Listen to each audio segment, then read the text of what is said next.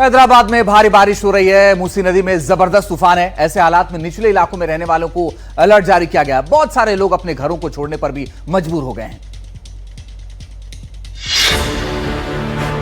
जाता हुआ मॉनसून इतना रुलाएगा, इसका अंदाजा हैदराबाद के लोगों को नहीं था।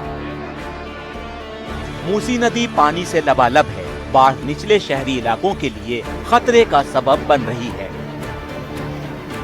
खासकर मूसाराम बाग और आसपास के क्षेत्रों में काफी ज्यादा पानी जमा है। बहुत सारे लोग परेशान हैं, घरों में कैद हैं।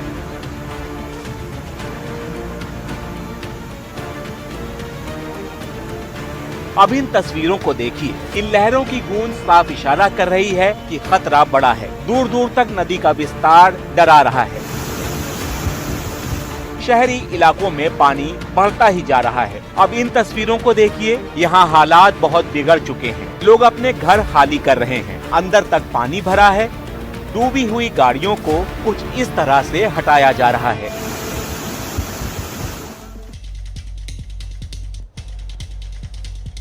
और महाराष्ट्र के कई जिलों में भी बादलों का बरसना जारी है। ठाणे भी ऐसी जगहों में शामिल है। नवी मुंबई में जमकर बारिश हुई है। जगह जगह जलभराव के हालात हो गए थे। कुछ घंटों की बारिश ने नवी मुंबई समेत ठाणे के कई इलाकों में लोगों को परेशान कर दिया। जगह जगह पानी भर गया, जिससे जूझते हुए लोग आगे बढ़ते रहे।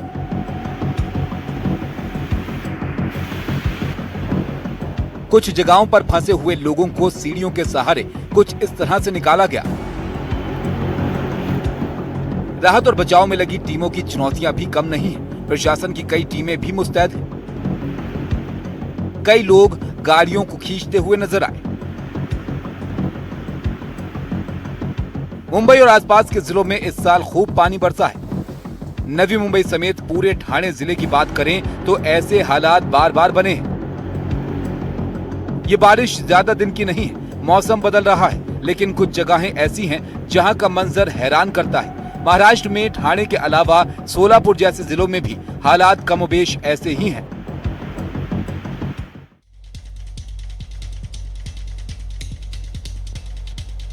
सड़कों पर गड्ढे होना देश में किसी एक राज्य, किसी एक शहर की समस्या नहीं है।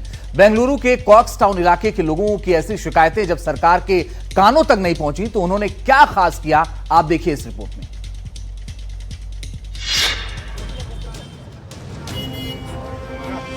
बेंगलुरु के कॉक्स टाउन में सड़क पर यह पूजा किसी भगवान की नहीं, बल्कि सड़कों पर बने गड्ढों की हो रही है। आखिर ये गड्ढे ही लोगों की किस्मत तय कर रहे हैं। इनके कारण आए दिन दुर्घटनाएं हो रही हैं। कोई बच जाता है तो उसकी किस्मत ही है।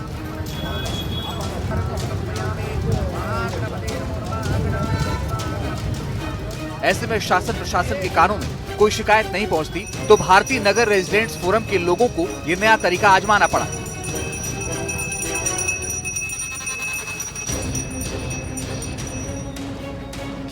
सड़क के गड्ढों की पूजा का वीडियो सोशल मीडिया पर खूब वायरल हो रहा है। शायद अब सरकार के कानों में आवाज पहुंच जाए।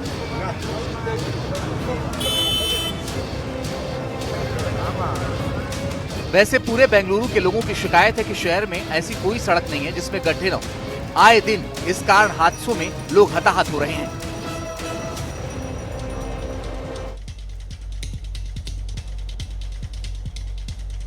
और बड़ी खबर इस बीच आपको बताते हैं, उत्तर प्रदेश के बरेली में हुई हिंसा की जांच के लिए एसआईटी टीम का गठन कर दिया गया है। बड़ी और अहम खबर आपको बताते हैं, डीआईजी ने एसपी सिटी मनीष पारिक की अध्यक्षता में एसआईटी की टीम का गठन किया है। अब इस मामले में साजिश के एंगल की जांच करके एसपी सिटी अपनी रिपोर्ट सौंपेंगे। कल आपको बता दें कि बरेली में बवाल हुआ था। उस बवाल के बाद अब साजिश के एंगल से पूरे मामले की एसआईटी जांच करेगी। इसके लिए एसआईटी का गठन कर दिया गया है। एसपी सिटी मनीष पारिक जांच रिपोर्ट सौंपेंगे। बरेली हिंसा के पूरे मामले की एसआईटी से जांच कराने का फैसला लिया गया है।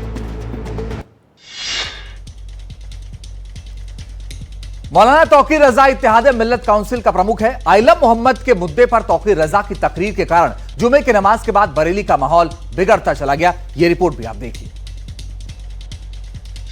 मैंने जो ऐलान किया था उसके मुताबिक अमल किया जाएगा।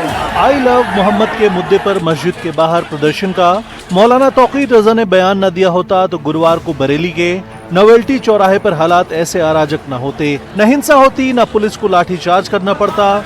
इसके बाद 9 महिला मस्जिद से रजा मस्जिद के बीच माहौल बिगड़ता चला गया। शक है कि एक साजिश के तहत नाबालिगों को भड़काकर मौलाना तौकीर ने माहौल खराब करने की साजिश रची। इस बीच तौकीर रजा का कहना है कि उन्हें नमाज से पहले ही पुलिस प्रशासन ने घर पर रोक दिया था। घर पर नजरबंद तौकीर रजा के तेवर अब भी वैसे ही हैं। ये मुनज़्ज़म साजिश के तहत हुआ। जितना दबाया जाएगा ये मामला उतना उभरेगा। अगर हमें हमारे मजहबी उमूर से रोकने की कोशिश की जाएगी। दोपहर होते होते तौकीर रजा को पुलिस ने गिरफ्तार कर लिया।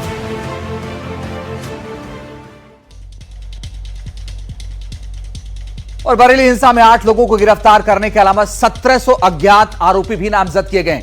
डीआईजी अजय साहनी ने बताया कि बरेली में 3-4 जगहों पर बवाल हुआ था। इस दौरान पुलिस के 10 से ज्यादा जवान भी घायल हुए हैं।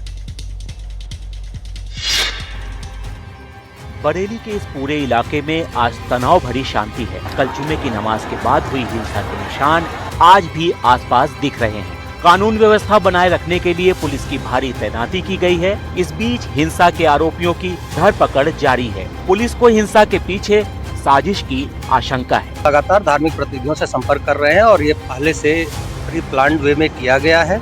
जो भी लोग इसके पीछे है, जिन्होंने भी काल की थी, किसी को भी बख्शा नहीं जाए।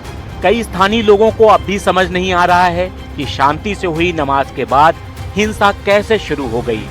सैकड़ों के साथ लोग थे, चीखा पुकारी मतलब नारे लगा रहे थे, फिर आगे बढ़ने की कोशिश कर रहे थे तो पुलिस ने लाठीचार्ज करा। आराम से शांतिपूर्ण प्रदर्शन हो रहा था, अब अचानक पता नहीं क्या हुआ, एकदम अचानक से भगदड़ मच गई। इस बीच हिंसा के सिलसिले में जिन लोगों को हिरासत में लिया गया, उनके कई परिजन बरेली में थाने के बाहर मौजूद हैं और उनकी बेगुनाही की दलील दे रहे हैं।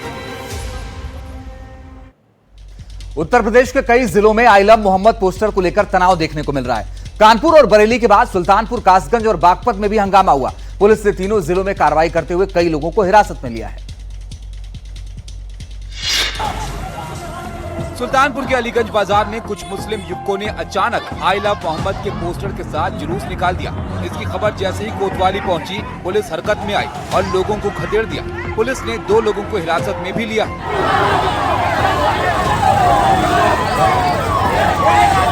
उधर कासगंज के गंज डुडवारा में भी माहौल गर्मा गया। यहाँ अपने घरों पर बैनर लगाने को लेकर एक ही समुदाय के 2 पक्ष आमने सामने आ गए।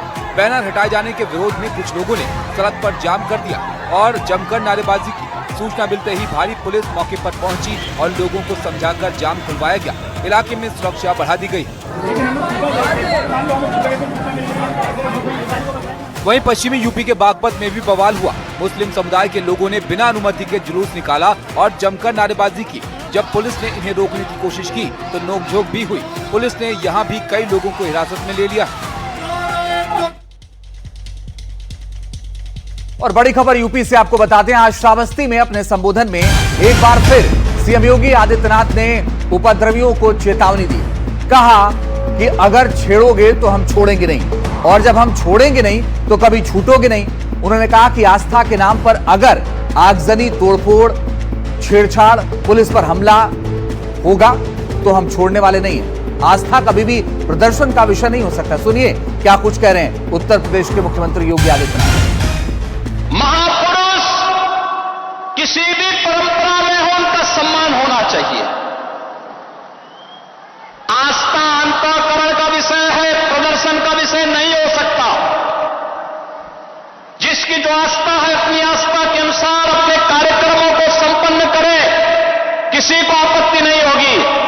लेकिन आस्था के नाम पर तोड़फोड़ करोगे, आस्था के नाम पर आगजनी करोगे, नागरिकों पर हमला करोगे, बेटियों का जीना हराम करोगे और व्यापारियों के प्रतिष्ठानों पे आगजनी करोगे, पुलिस पर हमला करोगे, तो छेड़ोगे तो फिर छोड़ेंगे भी नहीं, और एक बार छोड़ेंगे नहीं तो फिर छूटोगे भी कभी नहीं।